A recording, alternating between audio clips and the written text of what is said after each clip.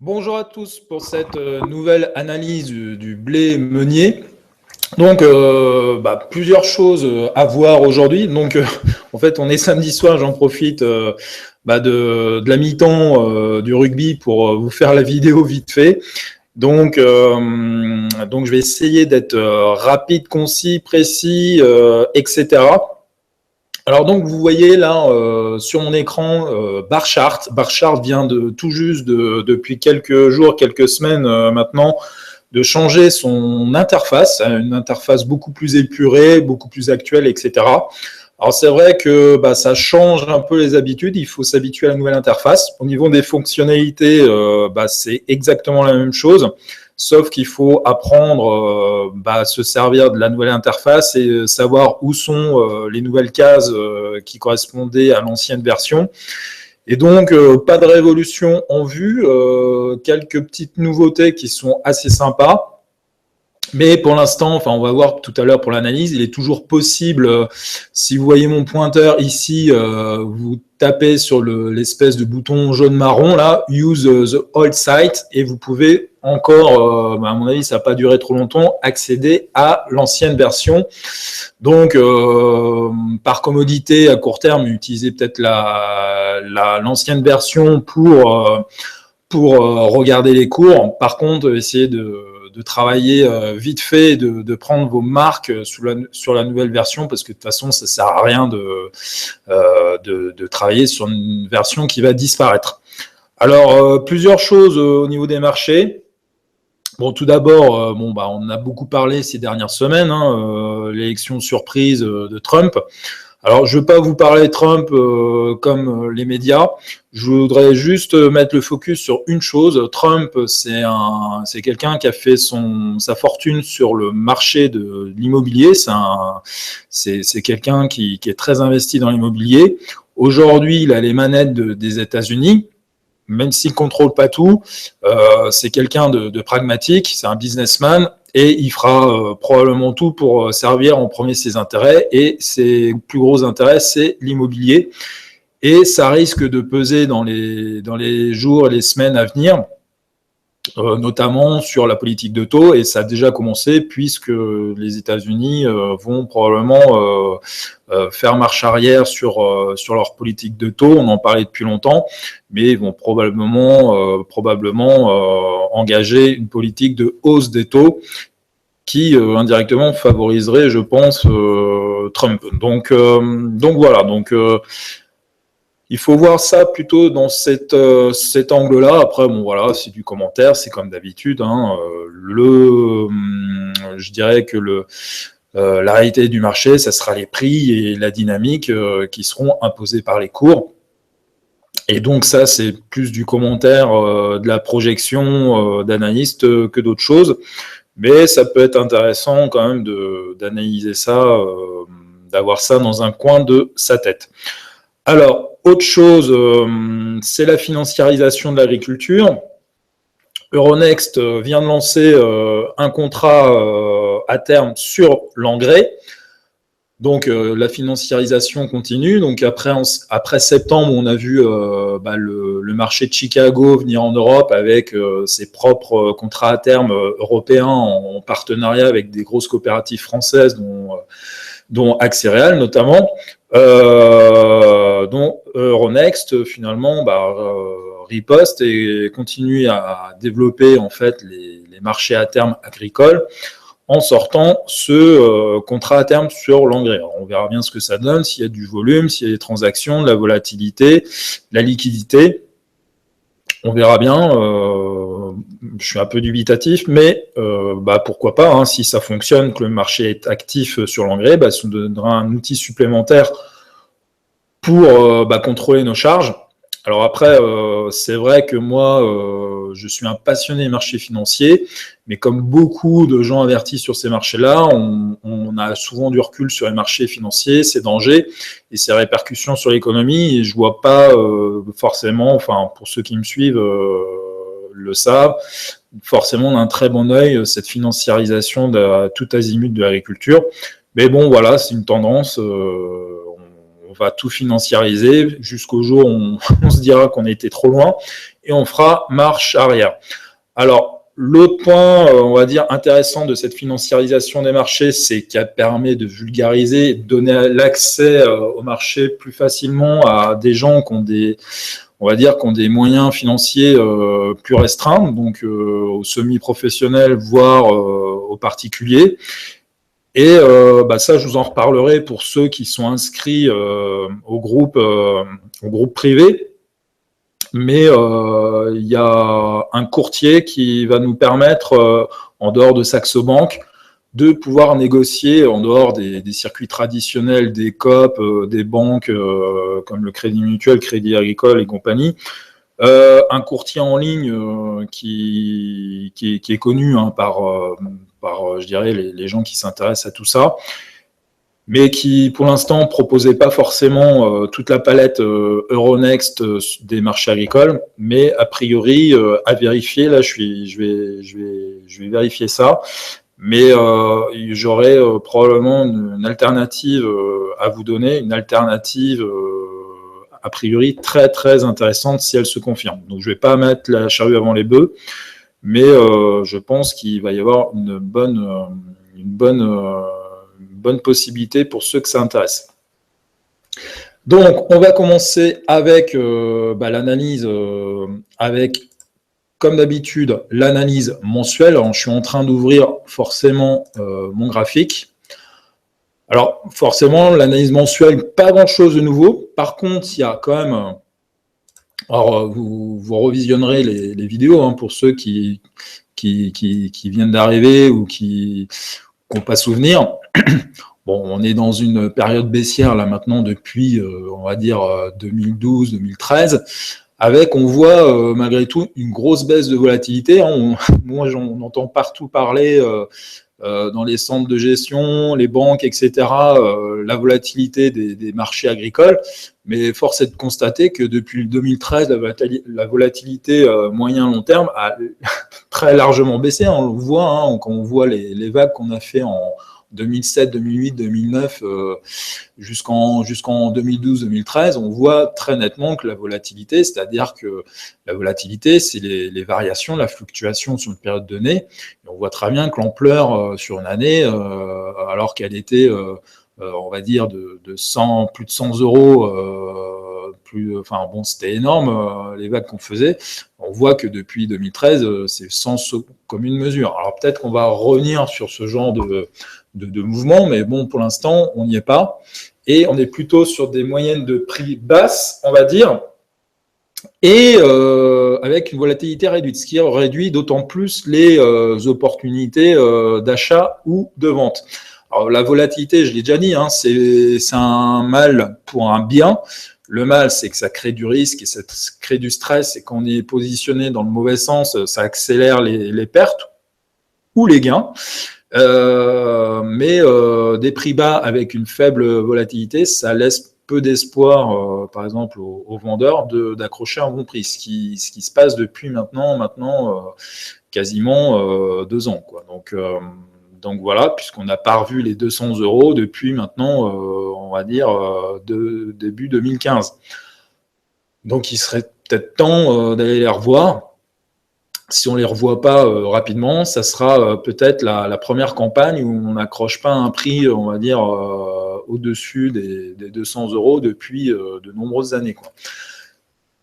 Donc voilà, par contre, j'ai entouré, vous avez vu en cercle rose l'indicateur MACD. On voit que l'indicateur, alors le problème c'est qu'il est très hésitant depuis très longtemps, mais on voit qu'il est sur le point de se retourner. Et si ça se confirme et qu'on va chercher, on dépasse le plus haut, à ce moment-là, on pourra espérer effectivement en fait une espèce de divergence des cours avec de l'indicateur avec les cours. On voit là, on a fait les 2 derniers plus bas là, comme ça. Donc si ça se confirme, on en est encore loin, il va falloir probablement encore 2, 3, 4, 5 chandeliers, c'est-à-dire au premier trimestre au mieux 2017, Mais si ça se confirme, effectivement, on pourra imaginer peut-être revenir peut-être sur des niveaux entre 180 et 200 euros. Et pourquoi pas, si on est fou, aller plus haut. Mais là, pour l'instant, je pense que beaucoup ont signerait pour un retour sur les 200 euros de la tonne. On va passer, j'ai pas grand-chose de plus à dire finalement sur ce graphique. Donc je vous propose, je vous impose même parce que de toute façon moi je suis tout seul, de passer directement sur le graphique hebdomadaire. Donc le voici, donc on retrouve notre tendance là depuis fin 2012. Donc on voit très bien qu'on est toujours dans le mouvement. Alors si on trace, on va dire quelque chose, par exemple comme ça, hop. Voilà. Alors, on retrouve un espèce de canal. Alors, c'est vrai que... alors, je vais faire comme ça. Hop. Alors, c'est vrai que là, on déborde, mais en fait, c'est une anomalie de marché. Par contre, si on trace une parallèle en se fixant sur ce haut-là, on s'aperçoit que malgré tout, la tendance du marché, elle est pas mal. Et aujourd'hui, ce qui est intéressant de noter quand même, c'est que, si on est sur la médiane à peu près, c'est qu'on on attaque la sortie finalement de cette oblique là qui avait capé le mouvement 2 fois. Une fois il y a quelques mois, mi-2016 à peu près, et puis une autre fois début 2015 où on était sur les 200 euros tonnes. Mais ça, c'était maintenant il y a longtemps. Et voilà. Donc là, on est peut-être sur la bonne voie pour casser ce mouvement-là. Alors attention, casser une tendance, surtout une tendance aussi longue, c'est quand même problématique. Mais ceci dit, je vous en ai déjà parlé, on a quand même fait une belle divergence haussière sur des plus bas entre ce point-là et ce point-là.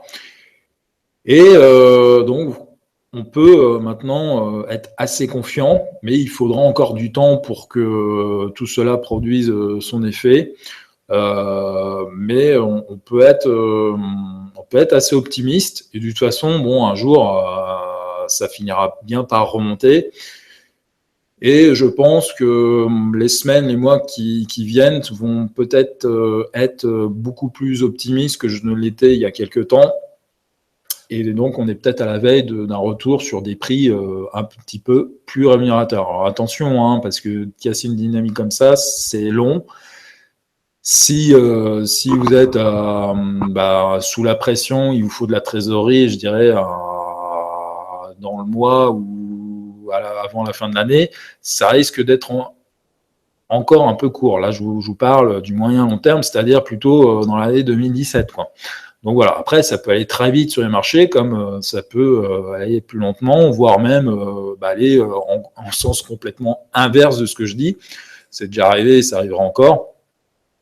Mais voilà, il y a des éléments techniques assez forts qui sont en place et qui, s'ils se confirment, devraient pouvoir, je pense, inverser les prix. On va passer sur le graphique journalier. Donc là, on est en graphique rapproché. Alors, c'est parti. Je change mon graphique. On passe sur le graphique journalier. Alors, graphique journalier, j'ai pris le décembre 2016, j'ai pas fait gaffe parce qu'effectivement, on a un mois maintenant de la fin du contrat. Il aurait été préférable que je prenne l'échéance suivante, mais j'ai pas percuté. Et donc, j'ai pris, mais bon, c'est pas grave, on voit quand même la dynamique actuelle. Le contrat encore dynamique à un mois. Et ça va pas changer foncièrement mon analyse. Donc, sur ce graphique journalier, on voit très bien, on a fait un double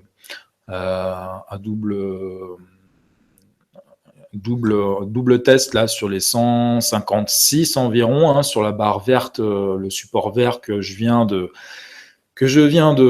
tracer.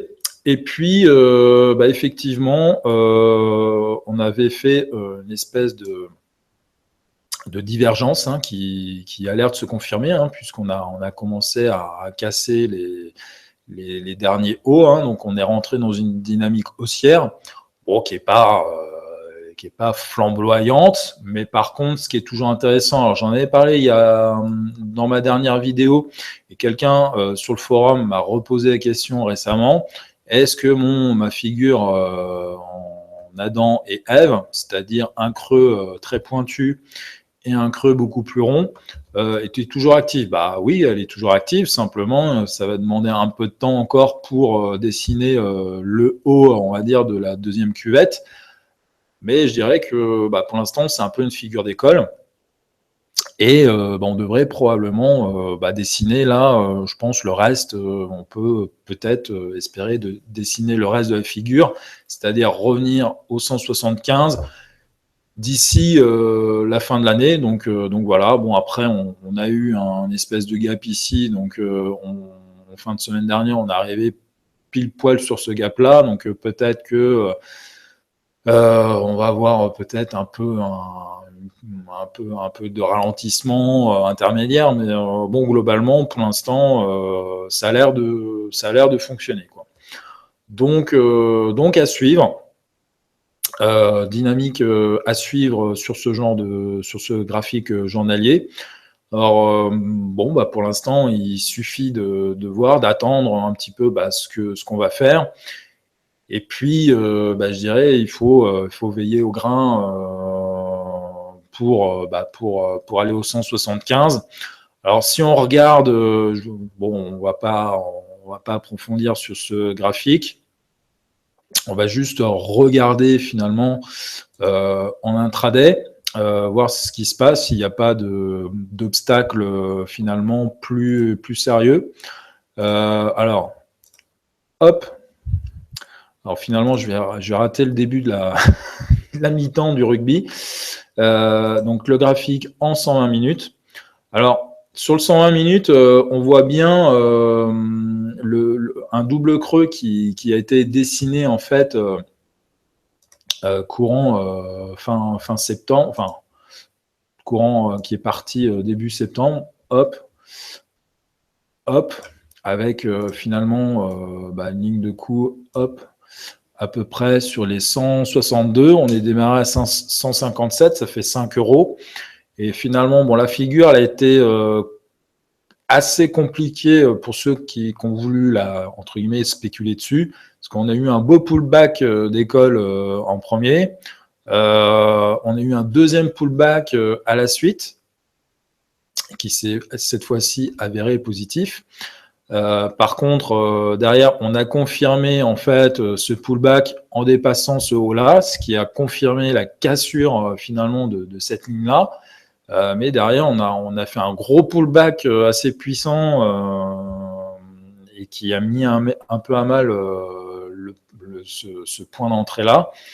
Et finalement, là, cette semaine, on est reparti à la hausse pour dépasser les 165. Alors pour l'instant sur le graphique, là j'ai affiché novembre, octobre, septembre, c'est-à-dire à peu près les 2 derniers mois. Je vois pas pour l'instant, enfin à gauche du graphique, ce qui pourra entraver finalement l'ascension encore du blé sur ce graphique. Donc voilà, après il y aura certainement il faut suivre finalement la dynamique. Il y aura probablement encore, je ne sais pas, on peut peut-être viser peut-être une oblique comme ça à confirmer, mais moi je verrais bien une espèce de tendance comme ça si le mouvement se confirme. Donc voilà, donc on a encore un peu de potentiel à la hausse. On aura certainement un retour de bâton sur 165 parce que c'est un niveau cette année qui a été très travaillé, autant en support qu'en résistance, si je me souviens bien. Donc voilà, ça sera probablement pas de tourpeau parce que le chemin est long et il est semé d'embûches et il faudra bien sûr passer tous les obstacles Et on connaît la réalité du marché, fondamentaux, qui de toute façon, même si on regarde que les cours, faut quand même être conscient qu'il y a quand même des stocks qui sont importants, et donc ça pèse sur les cours. Et il convient d'être prudent. Et dès qu'on a des opportunités, il faut concrétiser cette prudence et se protéger ou vendre de la marchandise pour un petit peu sauver les meubles, quoi. Donc voilà. Donc c'est pas une année très facile à gérer, mais on connaît maintenant les aboutissants là depuis quelques temps.